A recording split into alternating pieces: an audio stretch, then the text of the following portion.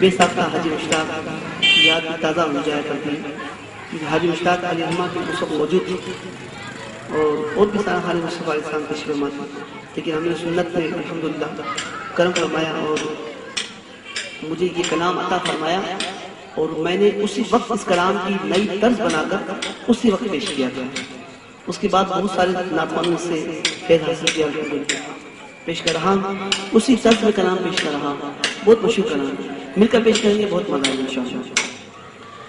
پھر گنبد خضرا کی فضاؤں میں بلا لو، پھر گنبد خضرا کی فضاؤں میں بلا لو.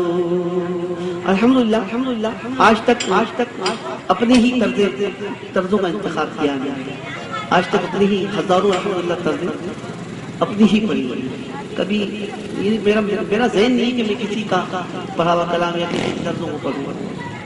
ہاں الحمدللہ اپنی طرزوں کو ہزاروں ناخوان پر پیش کیا ہوگا. میں نے کبھی کسی ناخوان کی پڑھی ہوئی طرزیں نہیں پڑھتا ہوں. میری طبیعت ہے شروع سے.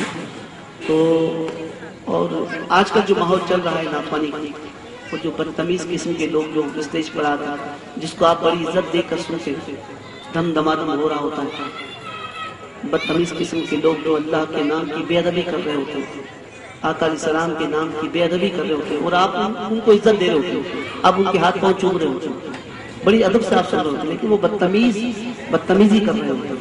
میں بڑے سخت الفاظ ادا کر رہا ہوں. اختر رضا خان صاحب نے آج کل جو یہ دھم دھمادم جو ذکر والی نعتیں پڑھی جا رہی ہیں، ان لوگوں کو بے ادب فرمایا ہے، فاسق کو فاجر فرمایا ہے. فاسق کو فاجر وہ ہوتا ہے